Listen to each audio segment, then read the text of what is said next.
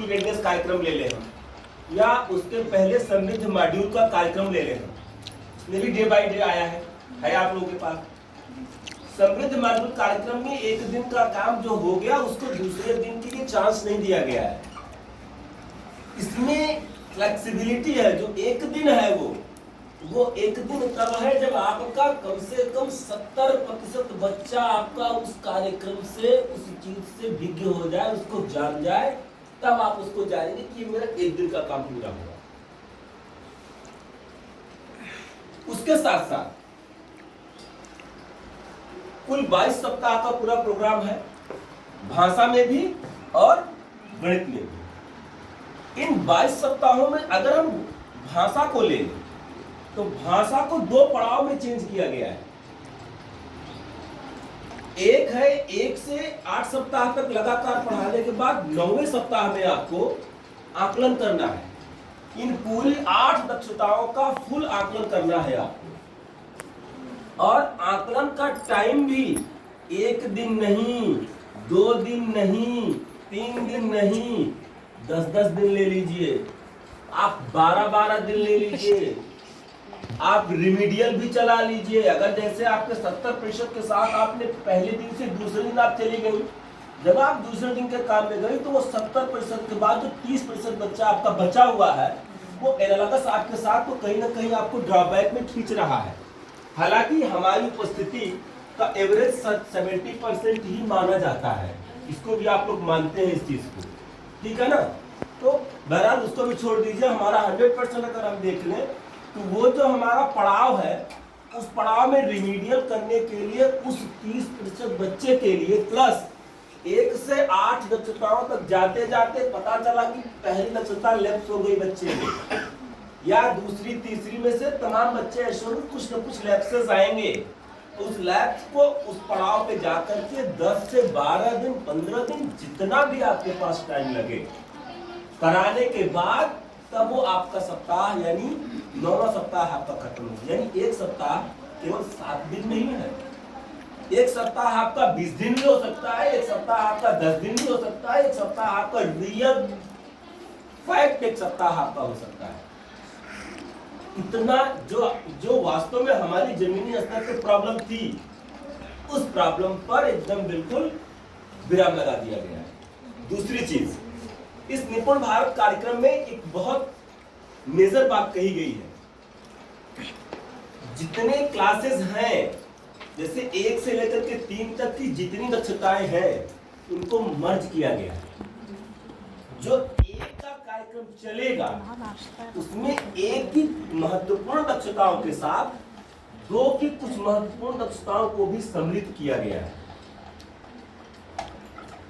जो बच्चा 2 में है उसको अगर 1 का रिविजन करा रहे हैं तो 2 का सिलेबस भी कुछ टच करेगा और कुछ 1 का भी करेगा। जब वो 3 में जाएगा 2 वाला बच्चा मान लीजिए, तो वहां पे सिलेबस ऐसा नहीं कि 2 को बिल्कुल ड्रॉप कर दिया गया है। 2 की बची हुई दक्षताएं और 3 की कुछ दक्षताओं को लेकर के वो आगे बढ़ेगा। यानी इस स्तर पर भी विचार किया गया है।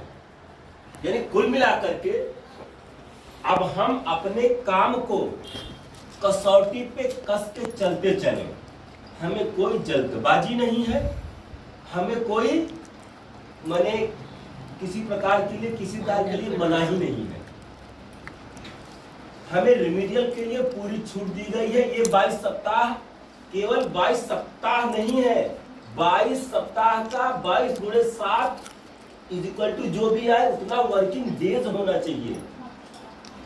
यानी अगर बीच में छुट्टियां होती हैं तो उनको उसमें से काट दिया जाएगा। दूसरी चीज, अगर हमारा प्रॉपर टीचर छुट्टी लेता है, अगर लंबी छुट्टी पे गया तो उसको फिल करने के लिए जो टीचर जाएगा वो वहीं से उठाएगा। अगर बाय द वे 2 दिन 1 दिन की जो हमारी कैजुअल छुट्टीज होती हैं उनमें अगर है तो जो जाता है वो सब्स्टिट्यूट के रूप में जाता है और 1 दिन में उसकी कक्षा शिक्षण में वो प्रभाव नहीं आ सकता। ऐसी स्थिति में जब वो हमारा टीचर आता है तो उसको आगे काम करके उस डे को तब वो अपने आप को आगे लेके जाएगा। यानी आप ये बताएंगे कि how many days you have teach my childrens actually after the leaves. हम छुट्टियों के बाद अपने बच्चे को कितना हमने पढ़ाया है, ये बहुत ही महत्वपूर्ण बिंदु है। अच्छा, जो आपका 9वां सप्ताह है, अभी हम भाषा की पूरी बात कर रहे हैं, ठीक है ना। 9वें सप्ताह के बाद यानी आकलन कर लेने के बाद पुनः है आप 10वें, 11वें, 12वें और 22वें सप्ताह में से पहले ही 18वां सप्ताह पढ़ेगा। यानी 9वां और 9 के बाद 18वां सप्ताह पुनः एक पड़ाव है, और उस पड़ाव पर पुनः आपको अगर आवश्यकता है तो 1 से लेकर के 18 तक की सारी दक्षताओं को आप एक बार फिर से चेकअप करेंगे, अपने बच्चों के साथ बाइंड अप करते हुए रिमीडियल चलाएंगे, और रिमीडियल की कंप्लीट स्थिति होने के बाद तब आप जो है नेक्स्ट वीक में आप अपने आप को इंटर देंगे। यानी कहने का मतलब है कि हमें सभी प्रकार की बाध्यताओं को हटाते हुए टाइम बाउंड को हमारे खत्म कर दिया गया। You are free, whatever you have need to do with your children, अपने बच्चों के साथ जो भी आपकी नीड है, जितना समय आपको देना है, you can go with that, but with honesty। यहीं पर एक और बहुत अच्छी चीज ले आया गया है, ट्रैकर्स लाए गए हैं। हमारे टीचर्स के स्तर से वीकली ट्रैकर्स हैं, वार्षिक ट्रैकर्स हैं, बच्चों के स्तर से मैंने सीख लिया एक है, मैंने सीख लिया वो बच्चा तब भरेगा जब वो खुद से उसको पढ़ ले, उसको कर ले, उसको जान ले वो। और वहां पर भी बच्चे का ट्रैकर है और ये गार्जियन का भी ट्रैकर है, और ये सारे ट्रैकर अभी तो आपको ऑन पेपर मिलेंगे, आने वाले समय में ये ट्रैकर सारे आपको ऑनलाइन रहेंगे। एक और मैं भविष्यवाणी कर रहा हूँ, ऐसा आप कह सकते हैं, आने वाले समय में मुझे लगता है ना कि फिजिकल किताबों का काम खत्म कर दिया जाएगा। पूछे क्यों? क्योंकि हर साल अरबों खरबों रुपए का टेंडर होता है, और अगर उन्होंने ऑनलाइन प्लेटफॉर्म पर बच्चों के लिए टैब्स अगर उन्होंने उपलब्ध कराए स्कूल में, तो मुझे लगता है कि गवर्नमेंट इस पर अगला कदम सोच सकती है।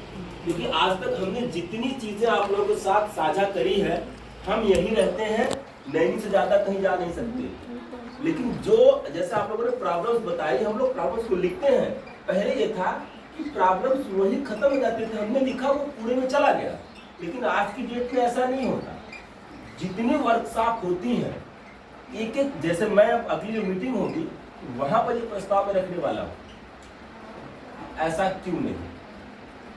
हमारे पास किताबों की जब हम सारा ऑनलाइन करा रहे हैं, तो बच्चों को भी दे दो भैया, हमारा मोबाइल का है, बच्चों को ही दे दो, आप बच्चों से पढ़वा लो। आप सारे बच्चों को टैक्स करवा रही है, वो प्रयोग ही तो चल रहा है, वो प्रयोग ही तो चल रहा है। मुझे लगता है ऐसा हो जाएगा। अब हम चलते हैं।